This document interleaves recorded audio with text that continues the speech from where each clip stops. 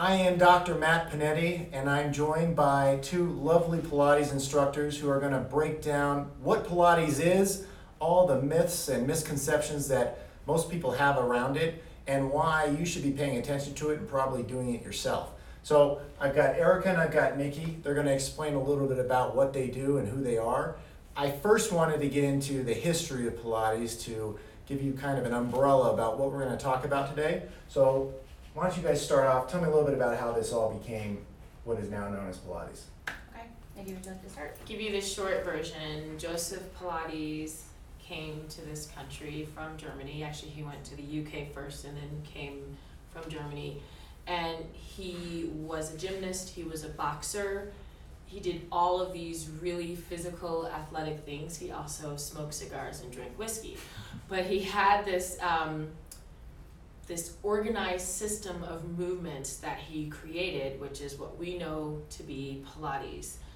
And he believed very strongly that if people did this on a daily basis, or at least a semi-regular basis, that their bodies would develop the strength to support all of the other things they wanted to do. And that is what he worked on and practiced and continued until his death in 1967. And from that, he had several people who trained directly with him in his studio in New York with both himself and his wife, Clara. And the interesting thing, in my opinion, about that is from Kathy Grant to Romana to Carolla, Ron Fletcher, all of the different people who studied with him, they all learned the system. Okay. But they learned it and took away things or had takeaways based on how the system applied to their body. Yeah. You're talking about Carolla Trier, who was tiny, not even 5 feet tall, and was a roller skating contortionist, to Ron Fletcher, who danced for the Graham Company, was taller, was obviously different as a male. So each person took away something, but they were all learning the same system. Sure.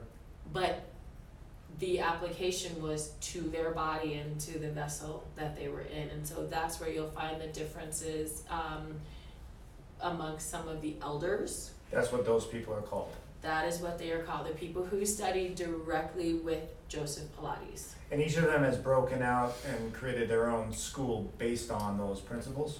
Yes and no. Many of them are deceased. Okay. Because 67. yes, exactly. Exactly. So, and then, but also, all of them would state that they were teaching Pilates. And all of them would say, and they would be correct, they would say, this is how Joseph taught it. Well, it would be how Joseph taught it. It was how Joseph taught it to Gotcha. them.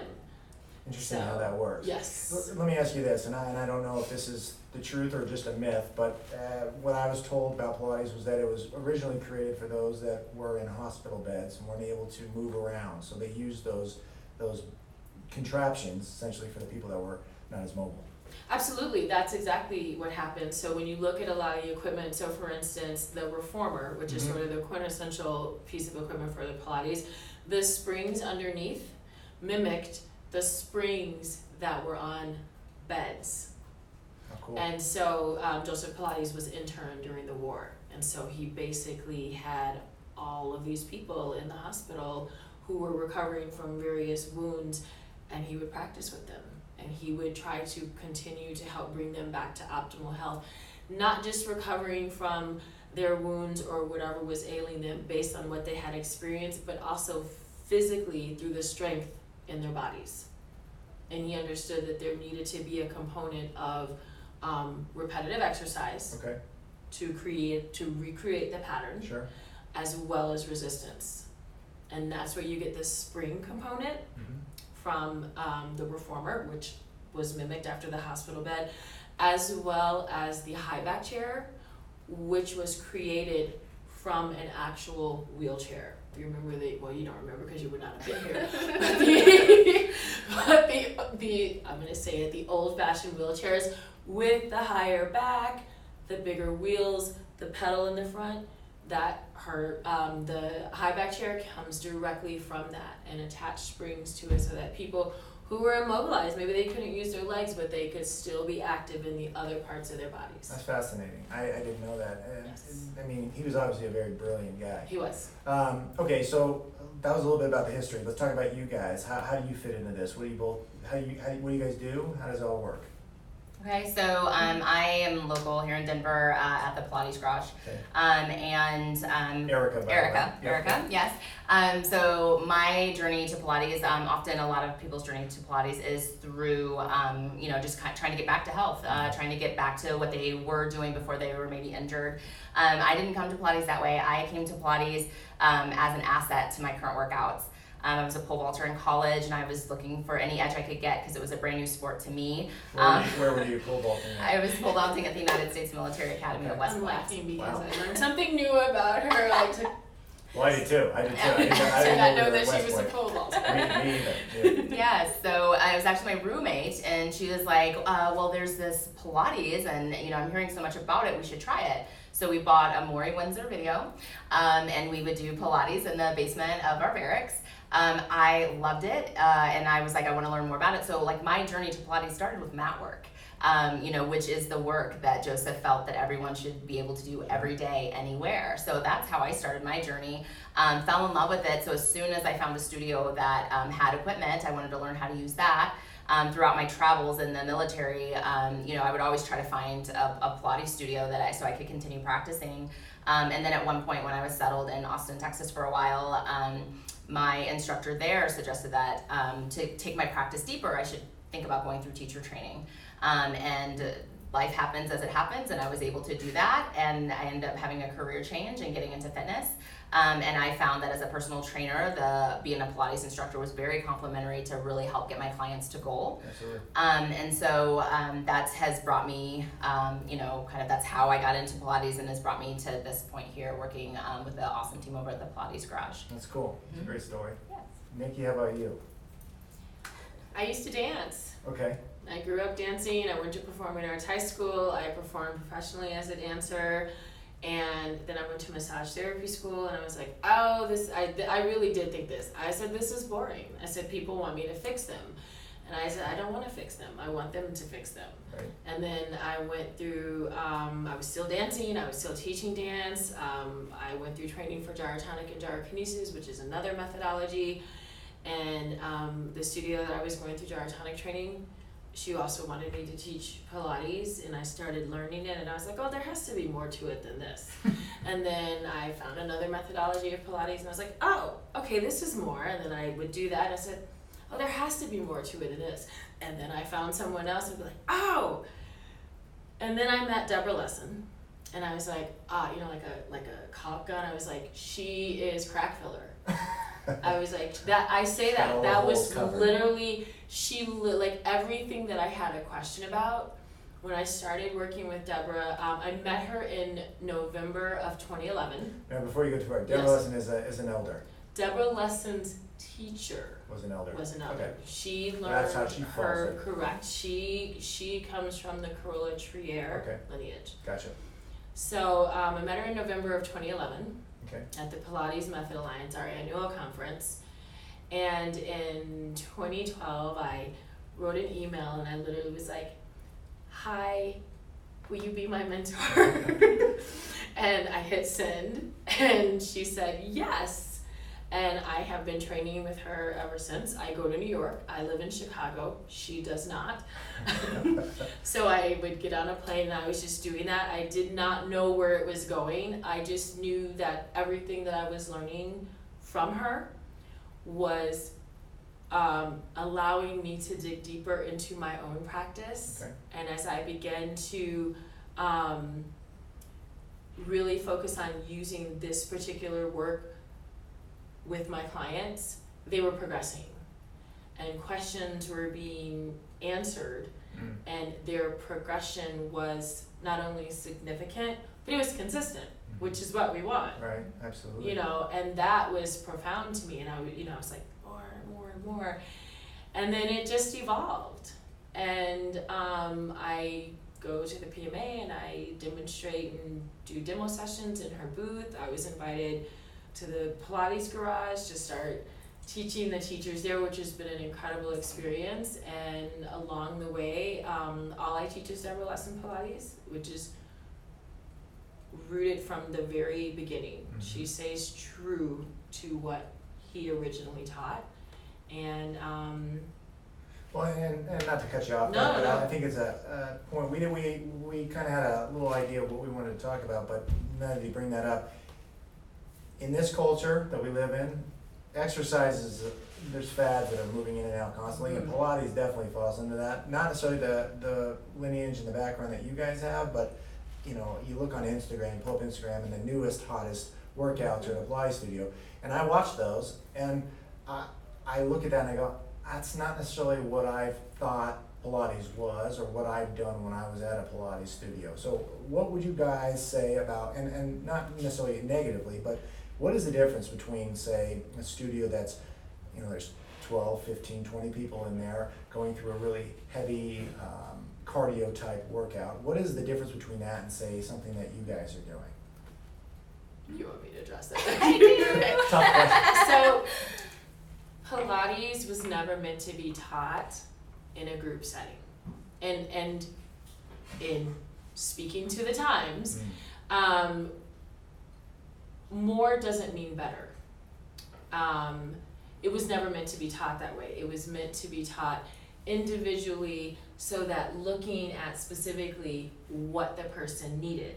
Now, what might happen as you progressed in your Pilates practice, you might be allowed to do a duet, meaning you would come in and you would still, two people would share the time slot, but you would still be getting direction from whomever was leading the session. Right. It was more about sharing the time, and I'm sure that affected the cost. Oh, for sure. But it was not meant to be taught in group settings of 10 to 12 people. That is a skill set with a much larger discrepancy. And so, for instance, in my studio, I do not have a group class studio. I predominantly teach privates, and I do so from a rehab perspective. And what happens is, if someone asks me for a duet or a semi-private, they must be within a 5 to 7% skill set with the person that they want to match with. Otherwise, someone is going to be way ahead, and by default, someone is going to be way below. And you want everyone to be able to maximize. When you add 10 more people to that skill set becomes that much broader. So Tougher for you to manage. yes, and then you're missing things.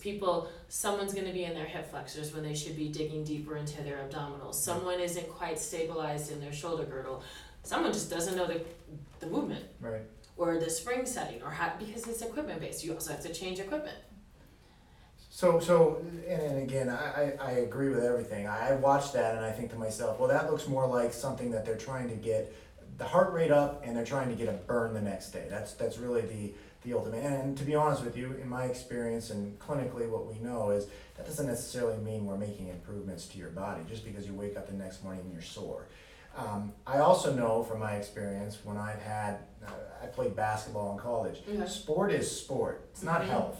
And yes. I think we need to make that delineation, especially in Pilates. Pilates was meant as rehab, right? And in terms of helping people improve on problems. When we go from that and make it into this thing where it's this conditioning, almost sport-like activity, it loses a lot of what makes it Pilates. Correct. In my history, the reason I got involved and interested in Pilates and just the movements is because I suffer with knee pain from years and years of playing college basketball. Right. And the one strengthening exercise regimen that actually helped was Pilates. Just learning the actual motions, learning how to stabilize my spine as I did it makes such a huge difference. And I want to touch on this because I think most people think of Pilates as this 50 to 70-year-old female activity, and wrong or right, I think you guys should address this because I'm not 50 or 70, definitely not a female, But I'm doing these exercises the same because it's beneficial to my body, and I recommend it for all my practice members. I think everybody should be, if they're not doing Pilates, they need to be doing something that's very similar in terms of stabilizing the spine and moving the body that way. So why don't you guys talk a little bit about what is the ideal person, who do you guys typically work with, and how it benefits them? So I'll start off, and just to that point that you just made as well, we talk a lot about what is the goal of the exercise, right? So I think that plays right into, you know, your point about kind of the differences between more of a group fitness focused aspect versus maybe more of a one-on-one, a personal, or maybe like a semi-private. What is the goal of the exercise? Are you coming to me because there are things going on in your body that need a little bit of stabilization, a little bit more structure, or are you coming for a workout, right? Are you coming, now can you get both? 100%. But I think in those kind of group fitness oriented studios, the goal of their time there is to feel the burn, and is to walk away feeling like you had a good workout and you sweat. It was challenging. So it's different, you know. It's nothing is better or worse. It's just different. Okay. So typically, I in my tenure of teaching Pilates, I've had lots of different clients, from as young as, I want to say probably my youngest is 13, all the way up to 82. I've had several clients who I have worked with before, during, and post-pregnancy. I work with dancers, I work with athletes, I work with weekend warriors. One of my clients right now is a retired attorney. I think she just turned 70, but she loves to play tennis, she loves to swim, she travels a lot, and she credits her ability to have get up and go and outlast her friends to Pilates. No doubt. So yeah, it's for everybody. It's for everybody, and everybody has a different reason why they're there. You know, my student athletes, a lot of them want to, it's prehab actually for them. You know, they want to make sure that they have a stable foundation. They also want that little bit of an edge over their the people they're competing against. So it's, you know, it's for everybody. Correct. Okay. All right, Nicky, what's your experience with it? My experience runs the gamut. Right now at my studio, I have a 14-year-old dancer who was not using anything above her ankle on her left leg. Therefore, she developed Achilles tendonitis. And she has been working with us, and 2 weeks into it, no more Achilles pain. There was nothing, but people were looking at her Achilles because that was the side of the pain. When I took her through a session, I was like, well, that's all you're using, like from your ankle down. To my aunt comes, and she's 80, and this will make sense to you. She's about a 47-degree scoliosis and with osteoporosis. She could not walk down the street and carry a half gallon of almond milk in her grocery bag. She would have to stop and take a break. And she's a tiny little thing too. And she's been working with me for the past year. She comes in twice a week. And she is so much stronger. Her right knee would collapse in because that's how her scoliosis is. She now has a significantly straighter right leg. And we don't do a lot of resistance work. No, my 80-year-old aunt does not do the 100. There is zero need for her to do the 100. This session is geared for her. Sure. She gets an advantage because I'm her niece. But she's not a group class person. My 14-year-old dancer who's trying to figure out how to, she's going through puberty and she does this really super hyper athletic thing. She's not a group class client. And then everyone in between. I have a physiotherapist that I work with and we refer clients back and forth, and so that's I work a lot with pain recovery. Sure. And so because of that, literally from age 14 up to 80. I know that people believe that it's for women. The interesting thing about that. Why is that? Which is really strange because Joseph Pilates, well, A, that's a guy. Yes. B, he was, when you look at pictures of him, he was always about showing off his physique, and he would tell you, this is so that you can do all that other stuff you want to do. If you want to drink whiskey, if you want to smoke a cigar, do your Pilates in the morning to prepare yourself for that.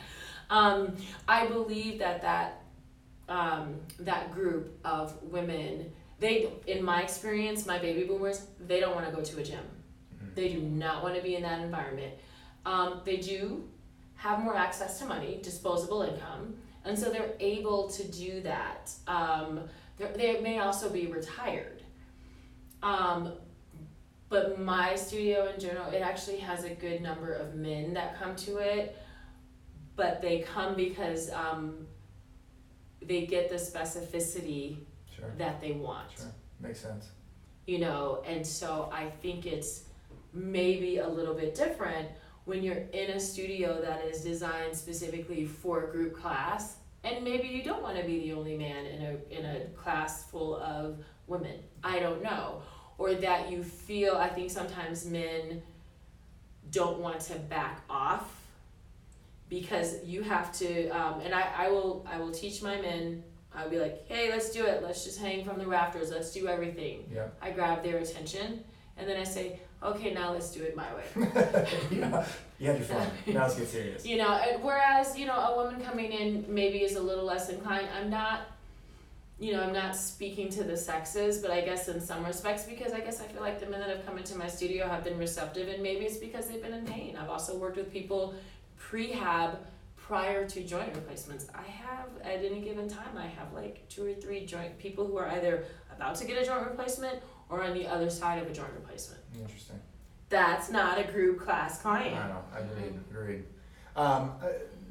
Not to go back to what we were talking about, but when I was dealing with my knee pain, the one thing that kept coming back in my mind, this is just something that I was taught during school in chiropractic, but the pain in the knee is not just because the pain is in the knee, it does not mean the problem is in the knee. And typically Correct. it is not, because especially with a knee or an elbow or even a shoulder, those joints are in the middle of the body. Correct. And usually the problem's at the bottom or above. For me, it was both foot and ankle and hip. And until I addressed those issues, knee pain was never gonna. I mean, I might put some ice on it, Right. whether with some CBD oil or whatever anybody has these days.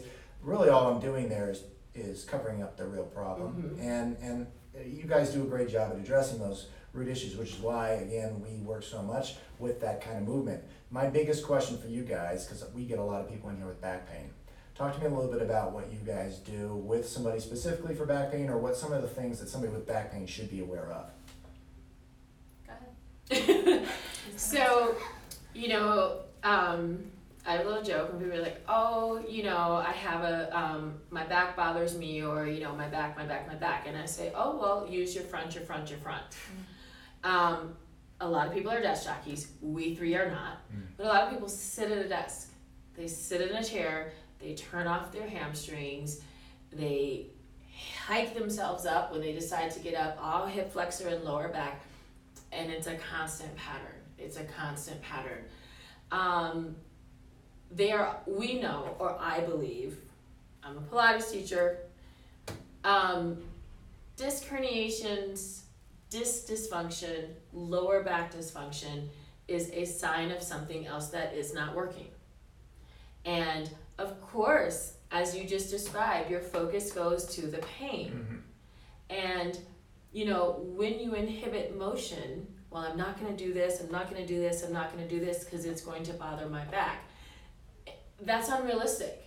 Because at the very least, to get in my car, I have to forward flex. I'm going to bump my head. Yep.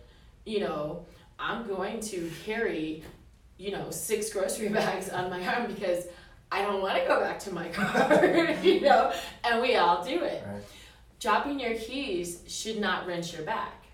So our times where we are right now, this sitting, not being as motion-based, it doesn't mean that you have to play competitive sports, but people don't move as much, and we know this.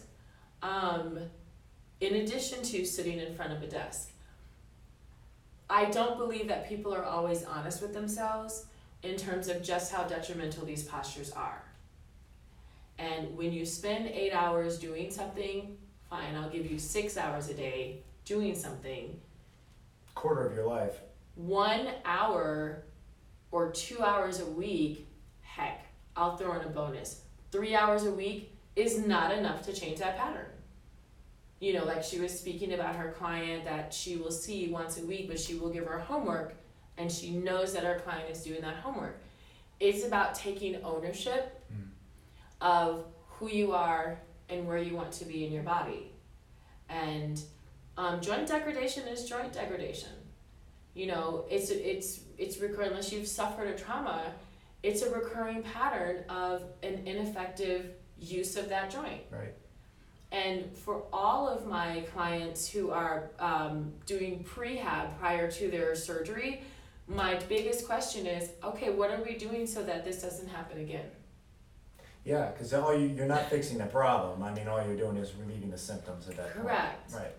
So I think it's people bringing themselves back into alignment. Pilates was always in addition to, not instead of. Mm-hmm. You can certainly do that, you know, but it's in addition to. It is to support all the other things you want to do. I love that idea. It's about building health as Yes. opposed to treating problems. Yes. And that's I think that's why I'm on the line with that, because that's what we do as well. Is we don't treat symptoms, we help improve health. Okay, so when somebody comes in and they've got back pain, what are the biggest things you guys are working with? What are the most common? And I understand each person's movement pattern is going to be different, but in general, someone who's been sitting for 8 hours, 6 hours a day, what is the normal thing that they're going to need to work on the most? Abdominal strength. Their hamstrings are probably turned off. The connection of the adductor toward the sit bone, that is most likely turned off. Hip flexors are just ready and waiting, which is another big component. You know, people, I can't get out of my hips, my hips are tight, my hips are tight. Well, you can stretch your hip flexors and from now until kingdom come, but if you don't activate your hamstrings, the hip flexors don't have permission to turn off. Right. So they initiate. So it's backing off of the more predominant pattern and easing in underneath. All of that, distending the abdominals because the pelvis is tucked under, shoulders rounded. You cannot fix one piece. You have to address the unit. Good point. And I feel like it's also very subtle, which you guys were talking about, more of the advanced things, and someone who's been working in Pilates for a period of time versus someone who's brand new, it's going to be very different in how you approach them. And it's not because it's challenging in terms of physical strength, it's challenging in terms of people are not aware of their bodies anymore. We lose that Correct. connection, right? That's huge. It's a huge statement. Okay, so, and I don't mean to cut us on time, but I know you guys are busy. I wanted you to show us this yoga wheel and how you use it, because when we talk about sitting, we talk about the desk, which obvious, but I have people tell me, I don't work at a desk, I move around a lot. Okay, but what do you do when you go home? Because if you're sitting on the couch all night, you're really doing just about the same thing, and you've got an idea for yourself that you utilize at home, and I want you to show us how to do that. Okay. Cool? Cool. All right, grab that wheel and bring it on over. All right. Do we need to move this back? We might. Erica, Yeah. you need some Well, room? yeah, because I would put it against the wall, like to. Why don't you use this chair? You want to use this chair? move Possibly. over. I might run out of seat. Move right back. So no, it's fine. So what I have here is there's several different on the market. You can get any kind that you want at Amazon, lots of different colors. This particular brand is called Plexus, and they're now actually called Chirp. Okay. And so they've actually upgraded this model. They now have a little bit of a divot in here for the spine, and then that way this outside area can get kind of between the shoulder blades a little bit better. That's cool. So they have different sizes. I actually just started out with a big one, and the way I use this, and for me it's perfect for like a couch or a bed. Okay. I don't do a lot of TV watching, but I do a lot of reading. So if this was typically what I do if I'm reading on the couch, I actually take off the big couch sofa, like the big cushion, Okay. and set this here, because as you can see now I've lost all of my area to sit here. I gotcha. Right, so if say like this one will give me a little bit more room, but so just sitting, I just don't have a lot. I'll put it up against. So yeah, go ahead. Let me move this camera so that we Okay. can see you. When you're doing this, are you positioning the low back, the thoracic Yes. spine? So what I'm going with this is, so this is just for me if I know I'm going to be sitting for a while, and I don't want to be slumped over. So I would put it like against either my headboard or the back of the couch, and I pretty much put my sacrum right up against it as much as possible. Okay. And then either I can have my legs out. Often I'll be here to get a little stretch through the inner thighs, but it just supports the natural curve of the spine. So I can even lean back a little bit and feel nice and comfortable and open. So even with a book, I can sit here with a book and I'm nice and open. My spine is supported, adding a little bit of decompression to the spine in this position. And I just find, when I get up from a long time reading or anything like that, I feel better. I'm already elongated. I feel a little bit of a stretch. You're not stuck in that reading posture. I'm not just flexion and here. Show me, let's pretend this is without the yoga wheel. Why don't you sit in this and show me what happens to somebody who doesn't have a yoga wheel? So typically, if I was like reading, then you just kind of end up being shoulders here. running down, forward. Shoulders dropping, head dropping, getting curved here, and just reinforcing these patterns and this pattern that we do all day anyway, as opposed to finding a little bit of extension through the thoracic spine and being supported, letting the shoulders be open, get a nice elongation here through the pecs, as opposed to them staying, shortened and contracted. So it allows you to feel better, and I'm into that, right? One of my favorite people says, I'm a little science, I'm a little woo-woo. And Perfect. And something like the yoga wheel is that place, right? There's reasons behind it, but it also you feel better when you get off of it. Another thing that I do like to do, like maybe after I've played tennis, I'll take a nice hot Epsom salt bath, I'll sit in my massage chair, it'll massage my muscles, and then coming on to the yoga wheel, I don't know if this will work here, I'll just sit on the ground, and again I put it like right up against, as close as I can get it to my low back, and then I'll start to lift my hips, starting to go into a little bit of flexion here. I'll put my hands here, I'll put my head there, and then I'll just kind of lengthen my legs a little bit and allow some extension through the spine, and everybody is different. I always use the big one, some people use a little one, that's a little bit more intense. I play around with like stretching my legs out and getting a little bit more extension through the front of my hip and just breathing into that, and just, again, allowing that openness to happen from so much pounding and, the rotation and all of that other kind of stuff. Sure. It just feels like a really nice counterbalance to a lot of what's going on, like either through my activities or through like my daily work. And then, YouTube is full of lots of exercises that you can do with your yoga wheel. Even using a lot of people even use, especially the little one for like myofascial release. Using Instead of a foam roller. Yep, because it's a little bit harder. Yeah. Using this, putting a leg on it, taking it back to get a little bit more length through that hip flexor. Unlimited ways to use something like that. Amazon.com. Amazon.com, if you got Prime, Special here website. And how much does it cost? That's an excellent question. It depends on your wheel. Okay. So like if you're on Amazon, you're gonna have so many options of different wheels and different price points. If you are going to go with something along the line of a plexus or a chirp, that price point gets a little higher, but the idea behind that is just the materials. They say on their website, there's a reason they use this quality, this thickness. It's able to support more of a weight tolerance, depending on the different types of materials. Don't want it snapping on you. Correct. Gotcha. Yes. Yeah. Okay, Well, fair. I think one of the interesting things about this is, as you were speaking and you were saying, people don't know their bodies. So that if you don't know your body, you don't necessarily recognize when you're not in alignment, or when you're staying in a pattern that is going to create more deficient patterns. So then if you have something to give you a tactile sense of awareness so that you can start to bring that awareness, this is great. Like your body instantly responded. You're like, oh, I can't do that because the wheel, I'm going to push the wheel away.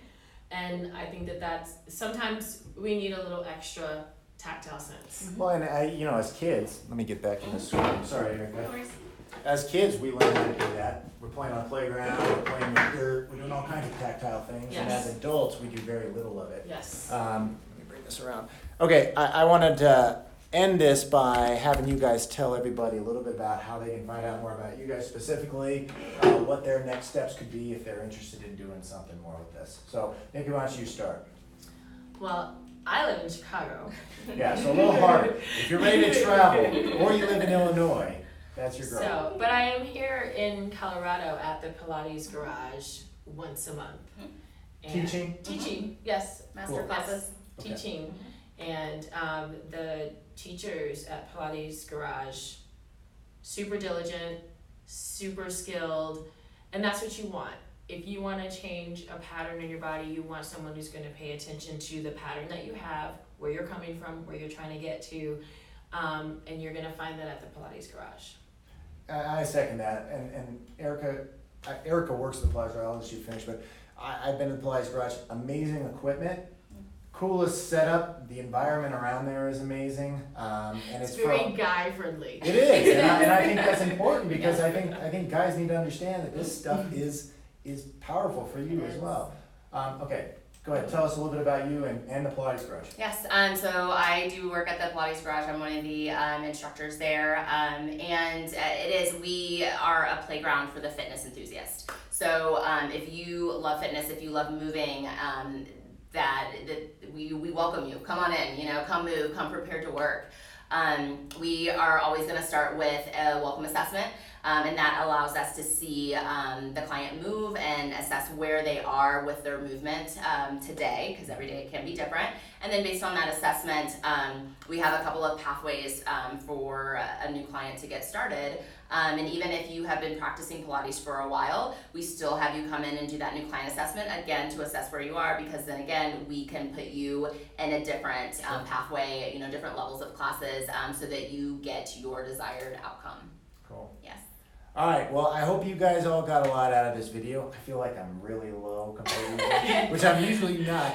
But I'm going to include the links in the video or the comments below with the Pilates Garage as well as Nicky's information. So if you guys have questions, you want more answers, ask them. Yes. All right, thanks for watching, guys.